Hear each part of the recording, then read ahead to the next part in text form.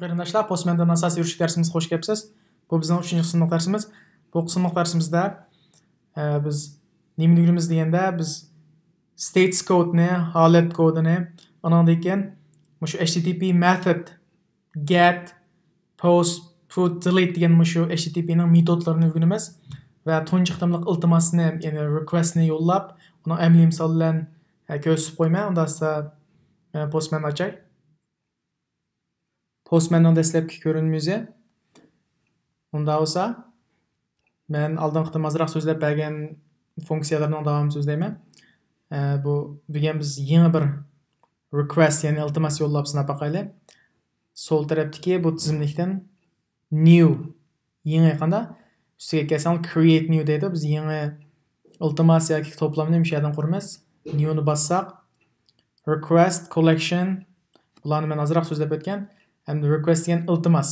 Biz bu yerdan qanda iltimos yo'llab turaylik, chunki biz collection hozircha qo'ymadik, ya'ni to'plam qo'ymadik, uni keyin so'zlayman. Request ni bosdim.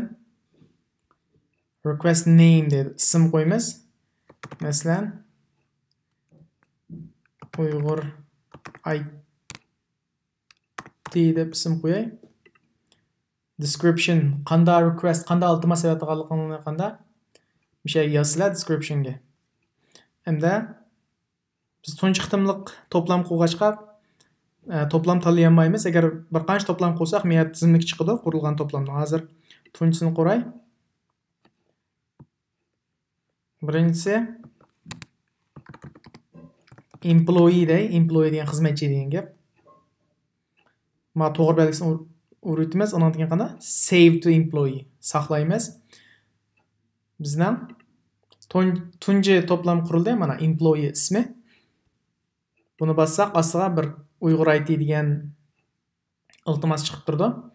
Unda bo'lsa, men oldin soatlar so'zlagandim, biz iltimosni endpoint, ya'ni adresni bir yerga yozamiz. URL deydi. Adresni bir yerga yozib, send orqali buni yo'llaymiz. Hamda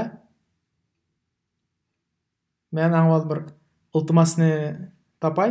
Buning uchun biz request response request.in motorbat kirsanglar bo'ldi. Bu rect degan request ning qisqartirilmasi, rest degan response ning qisqartirilmasi, ya'ni request response.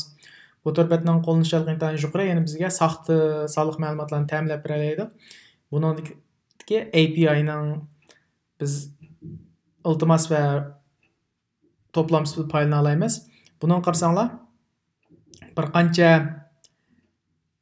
get, post, put, patch, delete deb metodlar bor. Undan keyin men yerda request mana iltimosi bu qanda response javobi manda shakl chiqsa to'g'ri bo'ldi. Mana uslub bu qanday format desanglar, bu JSON format. Men bu to'g'risida yana bir qitim ta'kidlab qo'yay. Bizning YouTube kanalimizda to'g'ri mulozimatli yurishlik darsimiz bor, 20 qism. Shuni bir ko'rib o'tishingizni tavsiya qilaman. Undan keyin bu ko'rib o'tgandan keyin to'g'ri mulozimat va API to'g'risida sizlarda bir cho'nqur tushunchaga ega bo'lsizlar. Unda esa men avval bu get metodlarni, HTTP metodlarini men bir tushuntiray.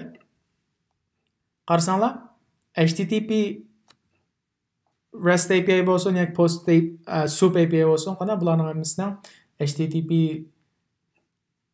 metodlar bor. Buni HTTP method deydi inglizcha. Bular qaysi ko'p uchraydigan, ko'p amaliyot internet nurg'un. Eng ko'p uchraydigan post, get, put, patch, delete. Masalan, men yaqinda bassaq mana bu yerda metodlar bor. Bu xuddi pil o'xshaydi. Biz buyruq bergan pil. Buni tanlasak qanda get degan erishmek degan gap Uyg'urchadagi. Post degan qanda put, patch shularni demakchi. Unda esa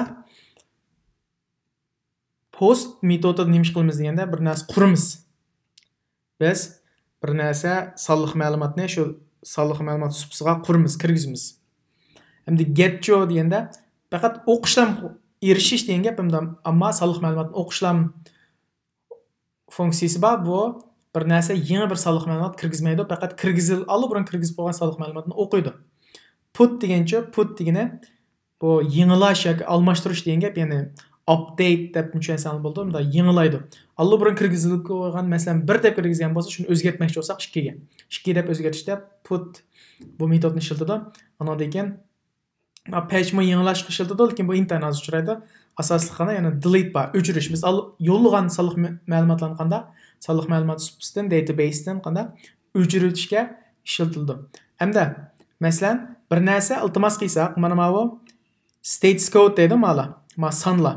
Bu status code nereden chiqadi desanglar, bir iltimos yo'llagan chog'i chiqadi. Men saldirib iltimos yo'llaganni ko'rsatib qo'yman.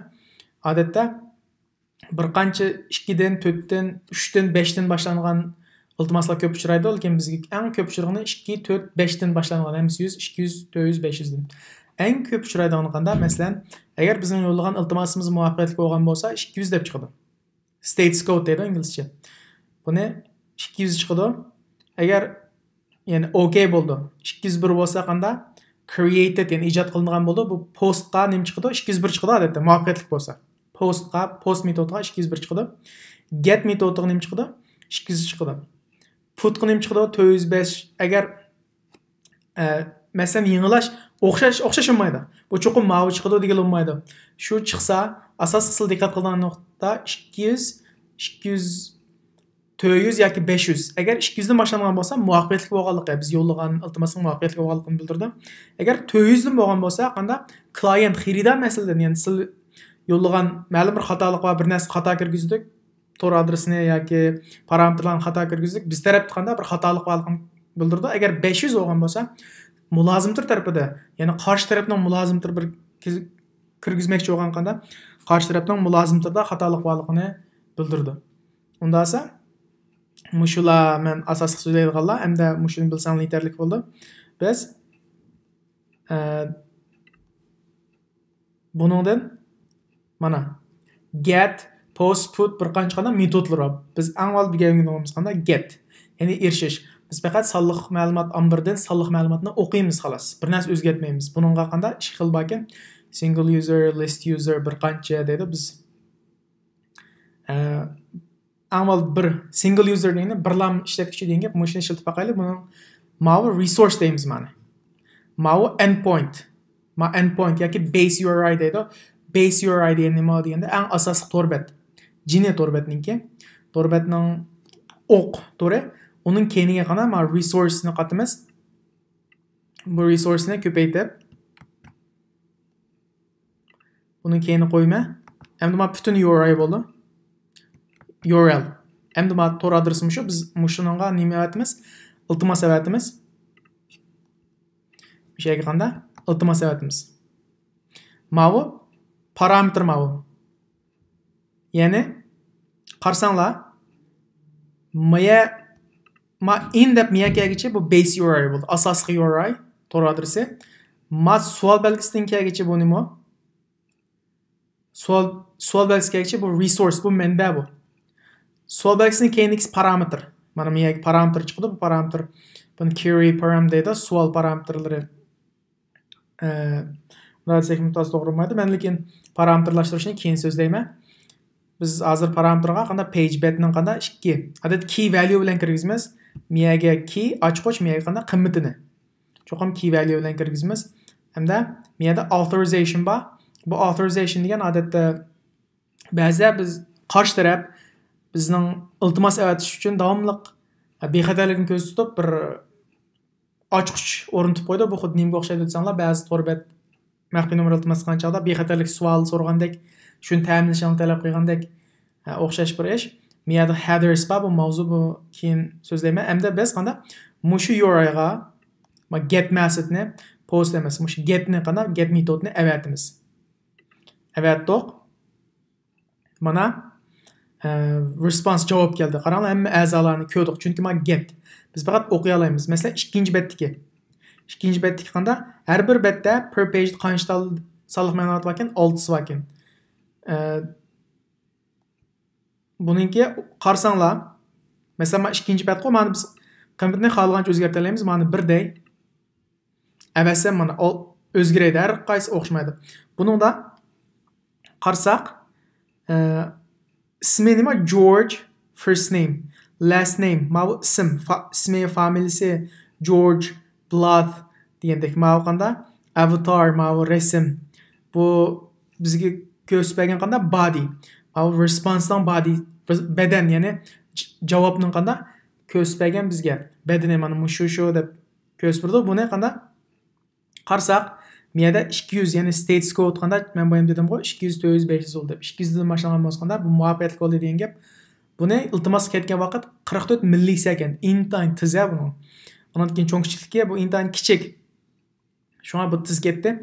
Endi buni biz saqlamoqchi bo'lsak, mana biz saqlab olsangiz bo'ldi javobni. Endi buni pretty ya'ni chiroyli shaklda ko'rsatmoqchi bo'lsaqda, mana JSON format shaklda. Ondan keyin biz bu format mana JSON format shaklda buni o'zgartira olamiz. XML shakli, XML formatiga text oldi. Biz odatda uni qo'llamaydi hozircha. Mana shu ya'ni mana bizning elayotgan request. Biz qanday JSON oldi ham eklaylik, chunki bu REST API ko'pincha qanday JSON odatda JSON formatda boshqa formatmi bor? XML mi bor, lekin biz JSON format ko'pincha uchraydi. Biz endi qarsangiz cookies ma saqlab qo'ydi. Biz avatgan xotir sifatida headers degan mavzu. Bu headers degan nima deganda buning munosabatlik biz iltimos yo'llagan chaqda va buning yo'llanganligi qanday muhim arxivlar bor. Masalan, hozir bu iltimos qancha yo'llandik? 4-oyning 7-kuni ma vaqtda buning endi diqqat qildingizmi?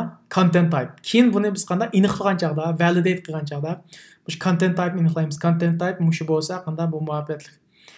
Bu muvaffaqiyatli bo'lgan bo'ldi degandek. Qolganimi qanday? Bek munosabatsiz eng muhimi diqqat qilganlar mush content type'ga diqqat qilsanglar bo'ldi. Bu qanday? Header. Ondan keyin agar buni avtomatlashtirgan chaqda sinoqni avtomatlashtirgan natija chiqdi, biz uni avtomatlashtirdik, unga keyin kelamiz. Mushu tunji qitimliqanda yo'llagan iltimos, request ma'vo response. Ondan keyin qarasangiz biz qo'ygan collection miyada biz avatgan iltimos uning ismidan Uyg'ur IT deb qo'ygan. Bu yerda sol taraf qarasangiz, buning tarixi bor. Ya'ni biz qilgan ishlar. Biz hozir qanchacha ishni ishlatdik. Bu ham page 1 page bu. Qilgan ishlarni shunda qarab ko'ra olasiz nima qildim deganni. Collection endi buni qanday qila olamiz? Buni saqlab qo'yamiz. Saqlasak bo'ldi, saqlandi. Biz nerda qurgan bo'lsak, hamda bugungi darsimiz mushagicha. Tushunmagan nuqtalarni asli inkas shaklda qoldirsangiz bo'ldi. Rahmat.